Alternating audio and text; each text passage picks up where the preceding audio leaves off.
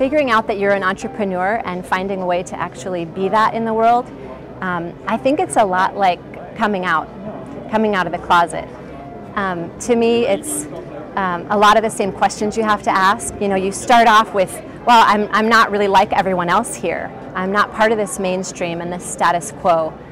But what would it take for me to actually express that unique part of myself? I got married really young, and I always assumed that I would be supporting my husband in him owning a business. He had an MBA and a law degree, and it just seemed like I was better suited to being the support person.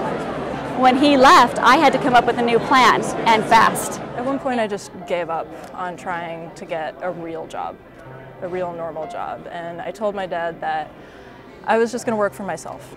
That from then on out I wasn't even going to bother with trying to work with other people. I was just going to work for myself, and that was what was going to work for me. And he laughed at me. And that was probably the best motivator he could ever have given me, because the second he did that, it was just like, okay, you just watch. I am absolutely doing this now. Part of what grew the strength in me to build this business and to persevere through challenges like that, I started playing roller derby the first year I started the business. And I'm not a big girl, but I would get out there and I would fight it out on the track. I didn't believe that it would work, but I knew I was good at design, but I didn't think I could run a business. And my confidence has honestly grown right alongside the growth of my business. It's part of me.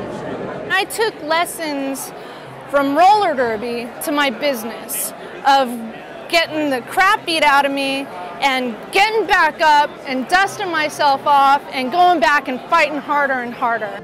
I have so much respect for people who are willing to take that risk and put themselves out there so boldly and so fully. And you know, finding my own path to being an entrepreneur has been scary and satisfying, and you know, at times you kind of wonder, what the hell am I doing? And then you figure it out.